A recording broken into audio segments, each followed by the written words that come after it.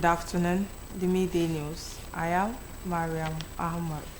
Osun State Governor Senator Ademola Adeleke has attributed his grace to the faithfulness of God while marking his 65th birthday with special interfaith prayers by religious bodies.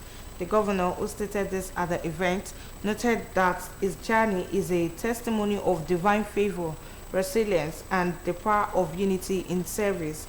Governor's Office correspondent Oluwatobiloba Odunuga has more of the story. The spiritual reflection and celebration as Osun State Governor Senator Ademola Adeleke marked his 65th birthday with interfaith prayer sessions held at the banquet hall of the Osun State Government House in Osogbo, the state capital. In a unique display of interfaith unity, both Islamic and Christian prayers were offered, underscoring the governor's commitment to religious harmony and inclusive governance. Governor Ademola Adeleke, flanked by his family and government officials, listened attentively as prayers were offered to God for his life, his administration, and the continued peace and prosperity of Osun State. Addressing the gathering, the governor expressed deep gratitude to God for his journey through life, describing himself as a living testimony to divine grace, saying that from his humble beginnings to his current high office, the hand of God has been his strength and guide. He shared heartfelt reflections on the challenges and trials that have defined his personal and political life, acknowledging the steadfast support of his family, the people of Osun, and the role of divine providence. The governor further reiterated that he remains committed to working in God's purpose for him and for the state, as he also used the opportunity to renew his pledge to serve the people with humility, transparency, and dedication.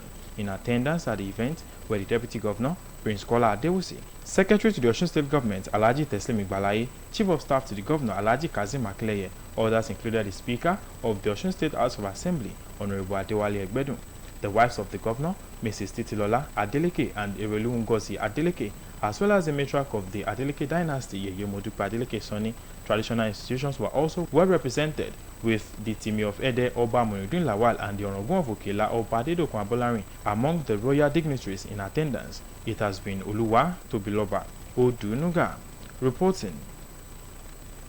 The Vice President, Senator Kashim Shettima, says Nigeria is ready for investment in all sectors, especially with the interventions in human capital development, nutrition, agriculture, health, education, and promotion of digital trade, which the President Tinubu administration has brought to bear.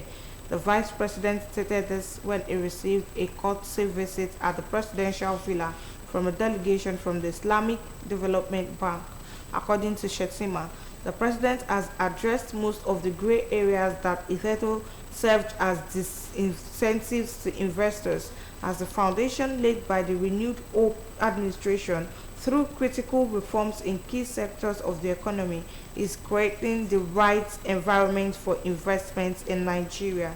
The Vice President further noted that the bank's programs in Nigeria aligned with the renewed Hope agenda of President Tinubu across different sectors. Minister of Power Adebayo Adelabu has stated that for Nigeria to achieve functional, reliable, and stable electricity, the country requires no less than $10 billion annually for the next 10 to 20 years. He made the disclosure during the commissioning of the 600 kilowatts and 3 megawatt solar PV power plant at the Nigerian Defense Academy, Kaduna. The minister noted that there are foundational bottlenecks that have been experienced in the past, which must be addressed for the level of investment to be meaningful. Number one is the legislative and policy foundation, which this administration has achieved by signing the energy bill into law.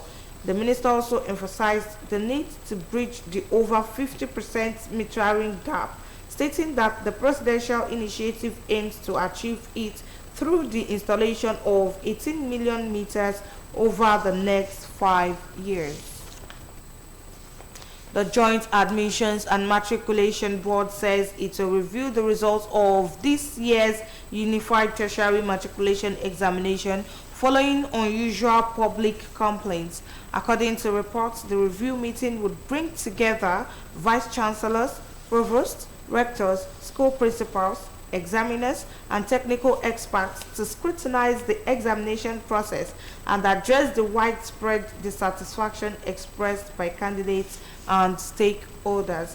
An official notice indicated that a review panel, which includes members from the All Nigeria Confederation of Principals of Secondary Schools, the National Association of Proprietors of Private Schools, Computer Professionals Registration Council of Nigeria, the Educational Assessment and Research Network, and top officials from Nigeria's tertiary institutions will evaluate the conduct and outcome of the exam. The examination agency stated that a total of 1,955,069 results were processed, out of which only 4,756 candidates scored 320 and above, considered top-tier performance, while 7,658 candidates scored between 300 and 319, bringing the total for those who scored 300 and above to 12,414 candidates. It was gathered that the development comes in the wake of mounting protests from candidates and parents over the results, with many alleging technical glitches and inconsistencies during the exam. And now from sports, South Africa has become the final nation to qualify for the 2024 African Nations Champions with a 2-0 victory over Malawi. Goals from Victory Lesotho and captain Neon Mema in Pretoria proved enough for the hosts to turn around a 1-0 deficit from the first leg of the tie. Lesotho gave South Africa the lead in the 12th minute with a close-range shot after a goal-mount scramble, and after wasting several chances to increase their second leg advantage, Mema side-footed home following another melee in the 87th minute. Algeria beat Gambia 3-0 to progress by the same scoreline over the two legs. Both qualifiers will be in Group C alongside co-hosts Uganda, Niger, and Guinea. The 19-team tournament, which is for domestic-based players on the continent, was due to be held in Kenya, Tanzania, and Uganda in February. However, the finals were postponed just 18 days before the opening game and rescheduled to be played from 2 to 30 August. And now from the foreign scene, Mali's military junta has dissolved all political parties in the country. According to a statement by the government, the country's military leader, Assimi Goïta, validated the decision. It would be recalled that a national conference of political actors in Mali last month recommended the dissolution of all political parties and the naming of Goïta as president with a 5-year mandate. The recommendation led to protests in Bamako last week, with several hundred critics carrying placards displaying messages calling for multi-party elections. Ahead of another protest planned for May 9, Mali suspended political activities across the country. The move forced opposition groups to cancel the demonstration, and the dissolution of political parties coincided with reports of disappearance of opposition figures, as human rights groups said several politicians have disappeared in recent days. Still on the foreign scene, the United Nations Secretary General Antonio Guterres said that the world body's peacekeeping operation is only as strong as member states' commitments.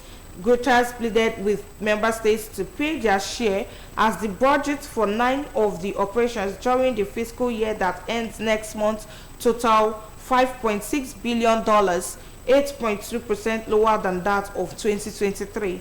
Guterres argued that with a budget representing a tiny fraction of a global military spending, around 0.5% UN peacekeeping remains one of the most effective and cost-effective tools to build international peace and security. That ends the midday news on OSBC TV. Join us at 3 for the state news. Thanks for watching. Good afternoon.